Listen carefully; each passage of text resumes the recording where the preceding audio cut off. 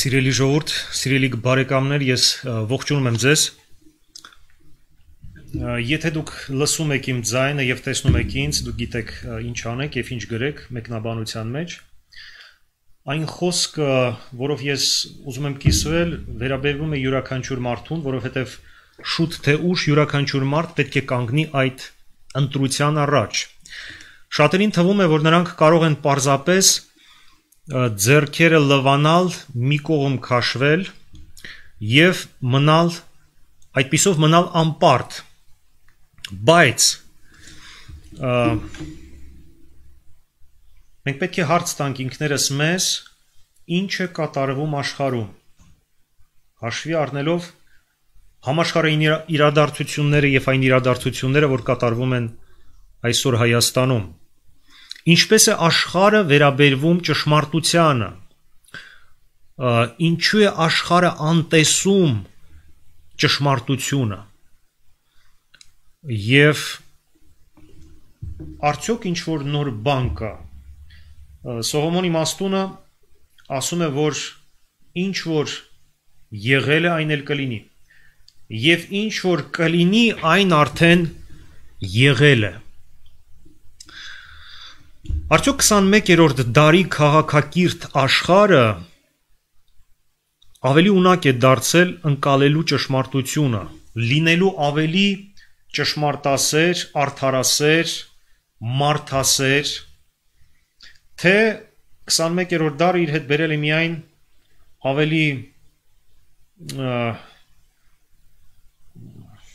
ավելի շատ տեխնոլոգիական զարգացում, բայց մնացել են նույն բարբարոսական բարքերն ու վարքերը։ Ում է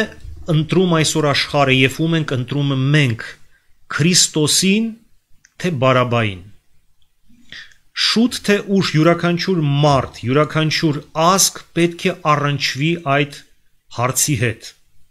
Յուրաքանչյուրս պետք է մեզ համար, ինքներս մեզ համար հստակ պատասխանենք այդ հարցին։ Ում ենք մենք ընտրում։ Կյանքում լինում են այնպիսի վճռական պահեր ցանկացած մարդու կյանքում եւ ցանկացած ազգի կյանքում, երբ անհրաժեշտ է հստակ եւ վճռական որոշել լինել ճշմարտության կողմը կամ լինել ճշմարտության դեմ։ Եվ այդպիսի պահերին չկա երրորդ տարբերակ։ Կամ մենք ընտրում ենք ճշմարտությունը, կամ մենք մերժում ենք այն։ Ինչպես կարող է ճշմարտությունը դատվել, կամ ինչպես կարող են դատապարտել ճշմարտությունը եւ արդարացնել ստությունը։ Հնարավոր է դա արդյոք թե ոչ։ Իսկապես ոչ մի նոր բան չկա։ Եվ որպեսզի մենք հասկանանք, ճիշտ հասկանանք, ինչպես է վարվում աշխարհը, աշխարհի դրվածքը, մենք պետք է դիմենք Սուրբ Խոսքին, Աստվածաշնչին, եւ ես հրավիրում եմ, որպեսզի մենք հիմա վերադառնանք առաջին դար, կատարենք պատմական էքսկուրս եւ հիշենք, թե ինչ տեղի ունեցավ Պոնտացի Պիղատոսի օրերին Հրեաստանում, թե ինչպես Քրիստոսը, որը ճշմարտության մարմնավորումն էր, հայտնվեց ատյանում, հայտնվեց դատարանում։ Քրիստոսը, որ իր մասին ասում էր, ես եմ ճանապարհը եւ ճշմարտությունը եւ կյանքը, փաստորեն դատվում էր մեղավոր մարդկանց կողմից։ Ինչպես է դա հնարավոր։ Եկեք հիշենք, թե ինչպես դա տեղի ունեցավ, ինչպիսի դերակատարներ կային այդ դրամայի մեջ եւ ինչ են մարդիկ նախընտրում։ Եվ արդյոք ինչ որ բան փոխվել է։ Եկեք դիմենք Սուրբ գրքին, Աստվածաշնչին եւ բացենք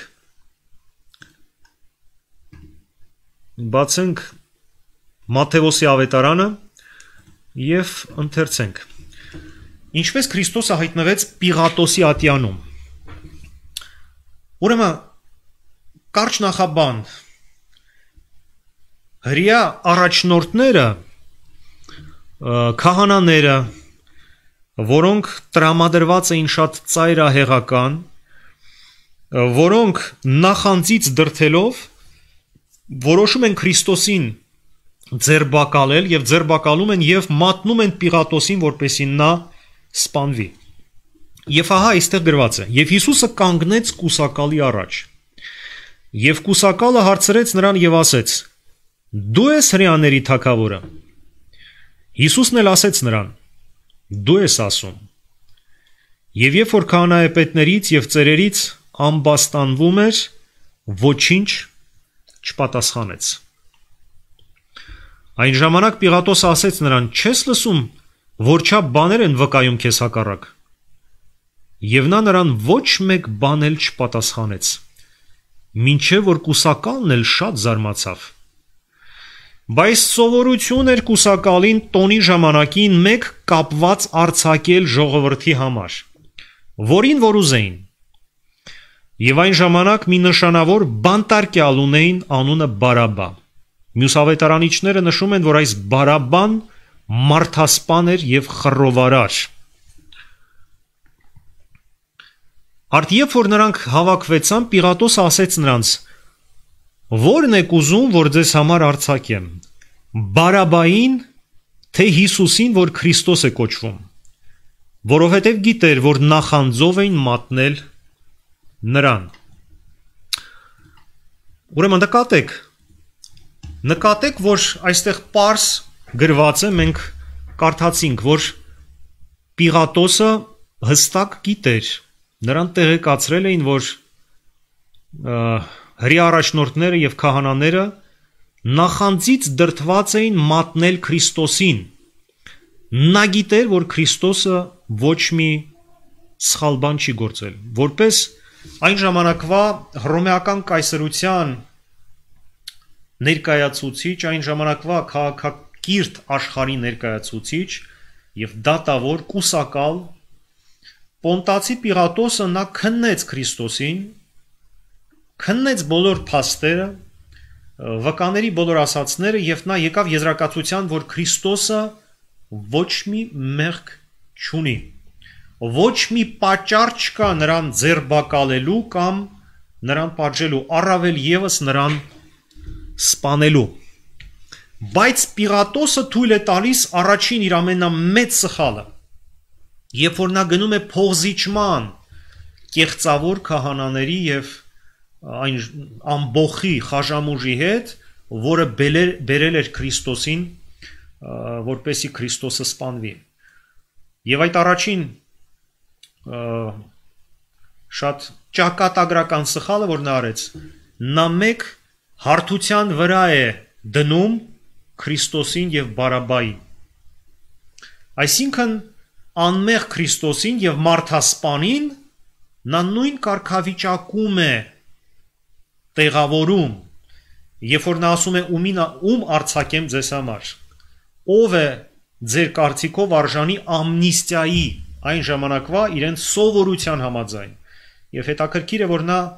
ոչ թե փնտրում էր, թե ով է ճիշտ, այլով է սխալ, այլ սովորության հետևից է ընկնում։ Եվ ինչ է տեղի ունենում։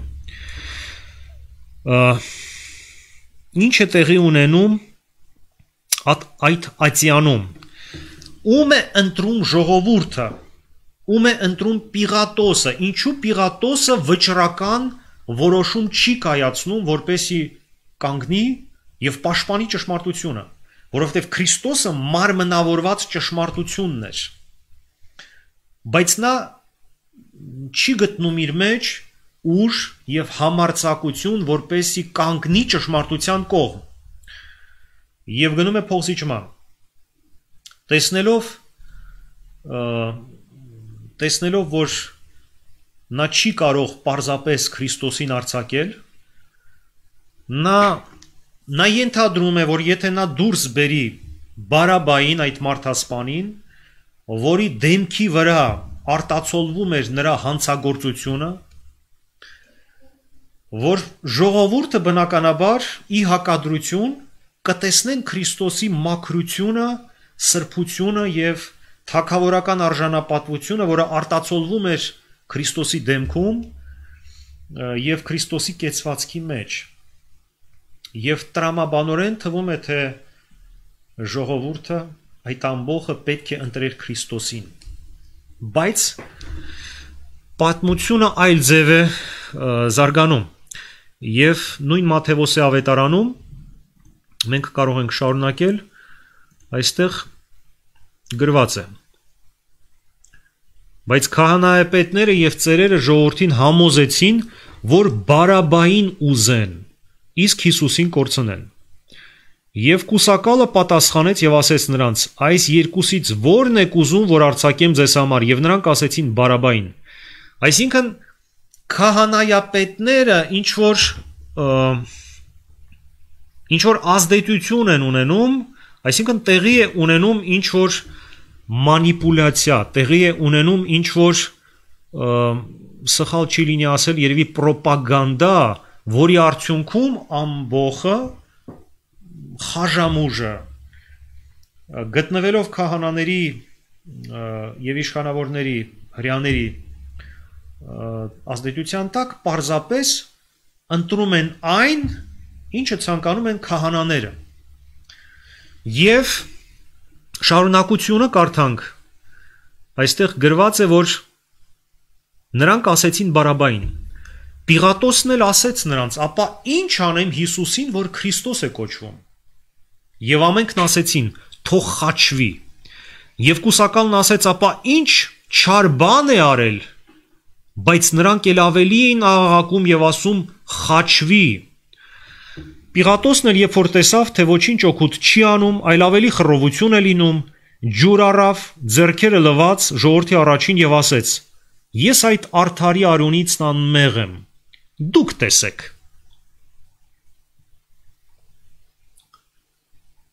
Եվ բոլոր ժողովուրդը պատասխանեց եւ ասեց.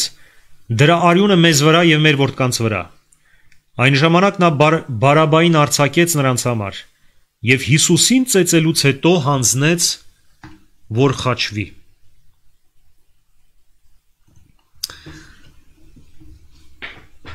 Պիղատոսը որպես քաղաքական իշխանության ներկայացուցիչ հստակ գիտեր, որ Քրիստոսը ճիշտ է, բայց նա համարձակություն չգտավ, որպեսի պաշտպանել ճշմարտությունը։ Եվ ի վերջո ամբողի, խաժամուժի եւ կեղծավոր քահանաների ազդեցության տակ նա որոշում է Քրիստոսին մատնել խաչելության, անմեղ մեկին մատնել խաչելության, իսկ Բարաբային մարդասպանին փաստորեն շնորհել ազատություն, արձակել նրա ձեռքերը։ Եվ նա լվանում է մարդկանց առաջ իր ձեռքերը եւ ասում է. ես անմեղ եմ այս արդարի արյունից, դուք տեսեք։ Շատերը կարող են այդպես վարվել այսօր այս աշխարհում, շատերը կրկնում են Պիղատոսի արարքը, երբ հստակ իմանալով ճշմարտությունը նա պարզապես իր ձեռքերը լվանում է եւ ասում է. ես անպարտ եմ այս արդարի արյունից, դուք տեսեք։ Այսինքն դուք տեսեք ինչ ուզում եք արեք, բայց